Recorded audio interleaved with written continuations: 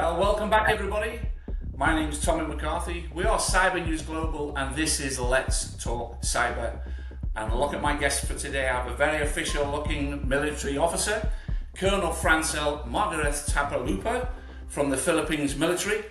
And Francel is going to be talking today about cyber queens shaping the future of security. And I'm sure she thought long and hard about that title. It's my pleasure to introduce Francel. I'm going to ask Francel to tell us a little bit about who she is, what she does in the military.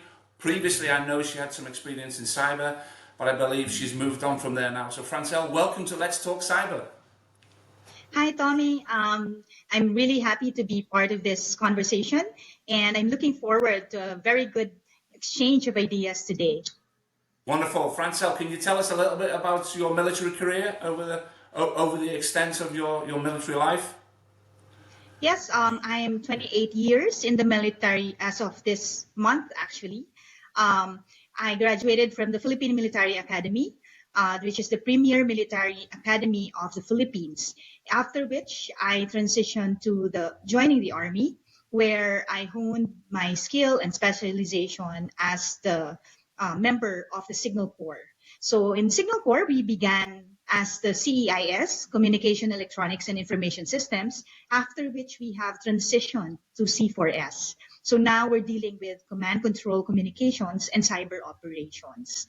So this is really a big step that is in the right direction for the Armed Forces of the Philippines. So all throughout my career, I began with being in the realm of information systems. So I used to develop a lot of systems. I had to control project management teams, and we started the digitalization of the Philippine Army and the Armed Forces of the Philippines as a whole. So we were developing a lot of systems then, and I believe that transitioning to cyber, really nobody says that they are cyber to begin with. You know, you have to have foundation. So it's either you specialize in the applications, which is the information system, so to speak. Others will specialize in networks, the others in the hardware component, and all of those things. No, the others also specialize in data. So that's why we have data scientists now. So I believe cyber is a really very big field to study, and it entails, you know, teamwork and collaboration. Yeah. Sure, Francel. And now I believe that you've been promoted to a different position within the military. You want to tell us a little bit about that? Yes. So from information systems, I transitioned to physical security, serving in the Presidential Security Group, you know, performing physical security for high-level leaders, for the President of the Philippines and others visiting heads of state. And then after I took my general staff course, I also was very much involved in the pandemic response. So I was the head executive assistant for the National Task Force against COVID-19. So everything from the beginning of the pandemic, we were really very at the front lines, you know, doing everything in our power to really mitigate the effects of the pandemic. And after which, I was designated as the battalion commander of the 7th Signal Battalion. So I held the realm of command in the Luzon area. So that's one big island group here in the Philippines. And so I started with an advocacy. So I believe that we can really perform well in our tasks if we are advocacy driven. So I came up with the Cyber for Peace initiative, which is actually the nexus between technology and development. So fast forward to today, I finished my battalion commander post, and now I'm designated as the voice and the face of the Armed Forces of the Philippines. And it's really very good that our Chief of Staff, which is the highest military leader in the Armed Forces, of course, aside from the President, which is our Commander-in-Chief, is really giving me so much support in terms of the cyber capabilities. So we want to enhance the cyber of the armed forces, and we're coming up actually, Tommy, with the cyber command for the armed forces of the Philippines. The voice and the face of the Philippines Armed Forces. Well, I can tell you this, what a poster girl, I kid you not. They made the right choice there, congratulations. And you know, you said something really interesting there, command and control, and a lot of the organizations that we speak to, I spoke to a very senior former member of the NSA just last week, And command and control is critical in any cyber situation.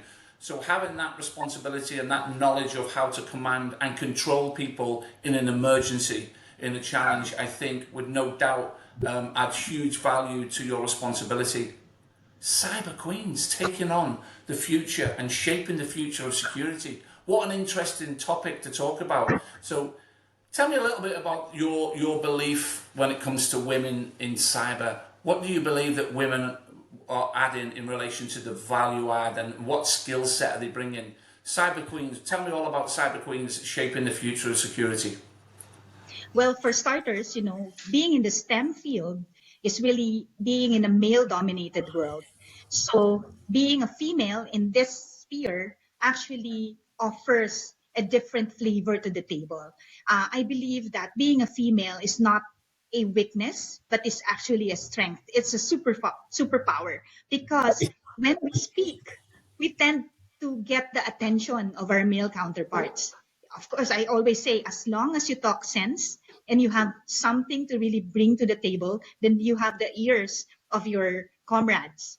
Being in a male-dominated field, I use this superpower to be heard and, to put out there my advocacy-driven tasks, so to speak. And what is the power of the female is that we are very particular with details. Males are more into a holistic picture. And so we offer that different conversation in terms of, taking care of small details, so to speak. And in cyber, this is a very good thing because there are several avenues of approach for different vectors of attacks. And so this is what we really are really looking into. Yeah, you said something very interesting there, attention to detail. And one of my co-directors is a former 30-year 30 years in the police force, Irene Coyle. You might have met her last year at GISEC.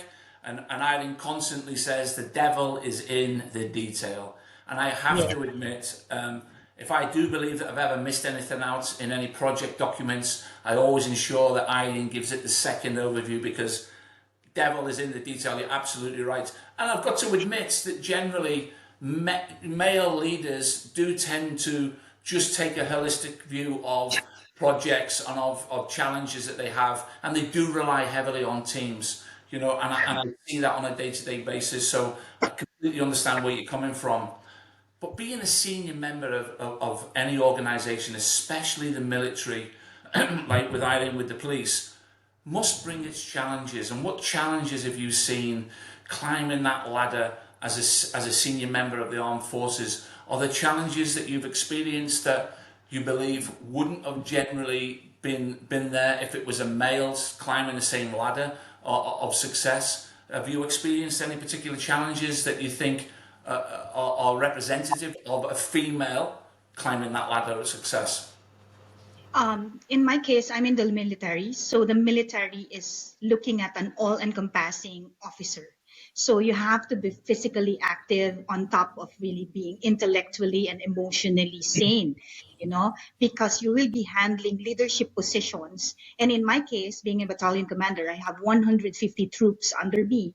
And we have also field operations that are ongoing, and also collaborations with international stakeholders. So we have, our mutual defense treaties with other countries, and we have to show the skills that we have to be at par with these counterparts. So looking at the stereotypes, this is one thing, the presence of the females, especially in the Philippine Army, has not been that established yet. So we had our first females in the year of 1993, and our most senior actually graduated in 1997. And so we are colonels at this point, no generals yet. So it's basically very challenging because you have to prove yourself every time. And you're like guinea pigs of sort, because they expect you to be all the same with how the males do it, But I'm really fortunate that the Philippines embraced diversity and inclusivity. And that's why we are given this opportunity to be able to show our wares and be able to prove ourselves to be able to handle command positions. And it's really very good to note that being designated as the first female spokesperson of the Armed Forces of the Philippines from its 88 years of existence. So this is the first time that they designated the female spokesperson, and I was the one chosen. So it's really a very big challenge for me to live up to the expectations of those who really put me into this position. Francel, clearly it's an acknowledgement of your success within your own career. I mean, I'm sure it's not been passed down to you lightly. I can only imagine that decision makers involved in awarding you this new position have considered all the challenges that you're going to experience and obviously made the right choice. It's a huge inspiration for young women in any industry, not just the military, the police, in the business world. It's a huge inspiration to see a successful woman sharing their experiences and their knowledge about the challenges they've had, about the journey they've been on. Now, I'm delighted to say that we're going to see you very shortly in Dubai at GISEC, which is the biggest annual cybersecurity event in the UAE. And I witnessed you participate last year and could see that you were very inspirational. Have you got a call to action? There's going to be thousands upon thousands of women attending GISEC this year, all looking to be inspired, all looking to understand what is the career journey for them. What is your call to action for all of these women that will no doubt come and see you and get to meet you over the 3 days at GISEC? Call to action, please. Yes, to all the women and girls out there, I came from the province, so I'm a provincial girl, so to speak. So you think that you'll never go places, but the mere fact that I was the very first Filipino that was ever invited to the GISEC Summit, it really gives me a lot of honor, but at the same time, it's a very humbling experience. And so I believe that anyone can go out there, push themselves forward and be able to go out of their shell. And as I was saying, try to look for an advocacy and be guided by it. So STEM is not something that you are going to be afraid of. Technology is not something that you can be part of.